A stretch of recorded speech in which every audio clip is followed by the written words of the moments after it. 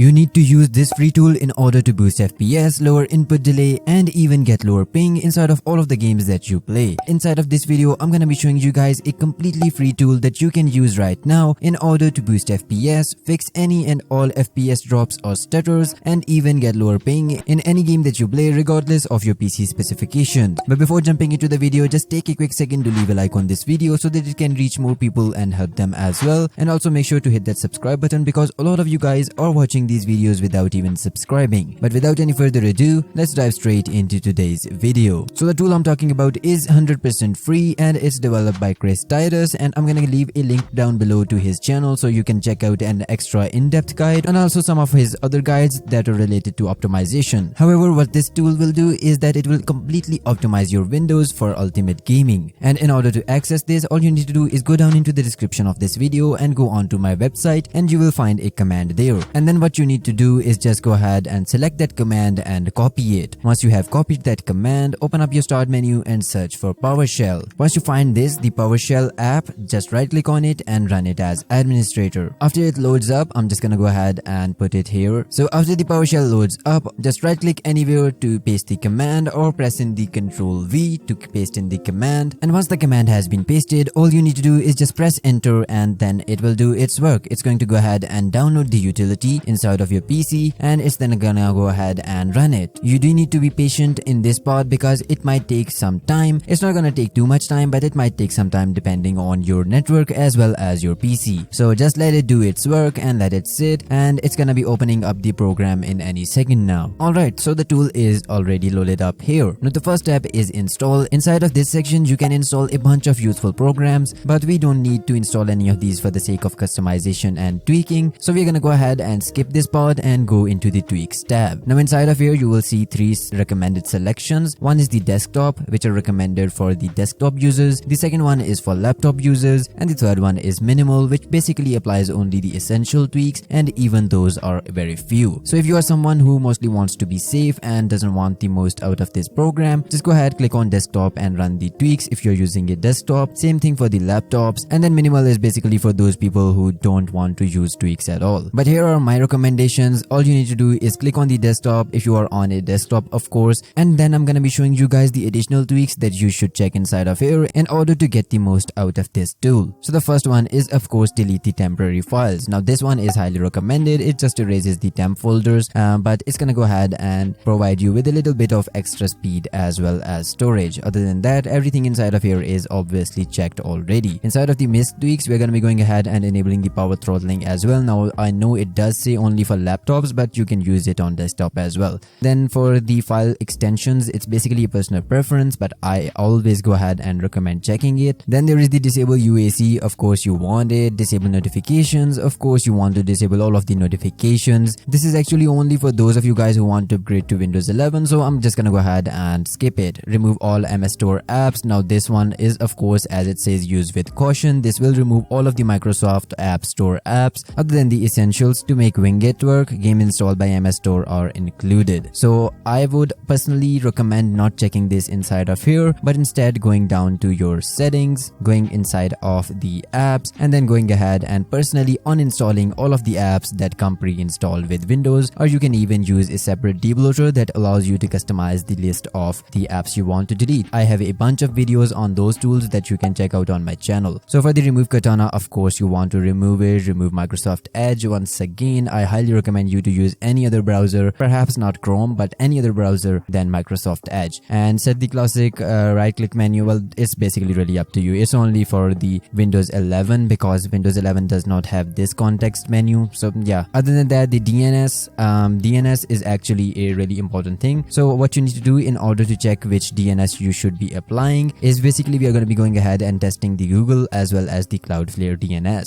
So what you need to do is open up your start menu and search for for CMD. Go ahead and run it as administrator, and first we are going to be going ahead and checking the Google DNS. So for that, go ahead and type in the ping, then type in 8.8.8.8 and then press enter. Now what this is going to do is it's going to ping the Google DNS, and it's going to show us our ping. So maximum is 70, maximum is 71, and average is 70. So now I'm going to go ahead and ping the Cloudflare DNS. So ping 1.1.1.1 and then press enter. Now it's going to do the same thing, but this time for the Cloudflare DNS. And here I have a minimum ping of 51, maximum is 86, and average is 59. So clearly the Cloudflare DNS is giving me lower ping. So what I'm gonna do is close out of this, select the DNS to Cloudflare, and then I'm just gonna go ahead and run the tweaks. Now I'm not gonna be running the tweaks inside of this video because I don't want to mess up with my internet and recording, since I have already applied most of these tweaks while testing and stuff. So I'm not gonna go ahead and rerun those. However, for you guys, all you need to do now is run these tweaks, and then it's gonna go ahead and show you the process inside of here. Just don't worry, it's going to create a system restore point as well. So if any of you guys face any issues, you can always use that system restore point to revert all of these tweaks that have been applied here. Now another thing that you can do is add ultimate performance profile, and that's going to be added to the power schemes. But in my case, the ultimate power plan was deleted, so yeah, that is the reason it doesn't show up here. But for you guys, it will just add in the ultimate power plan, basically the performance profile. So that is basically it. You can go into the configuration and you can install these features. I think the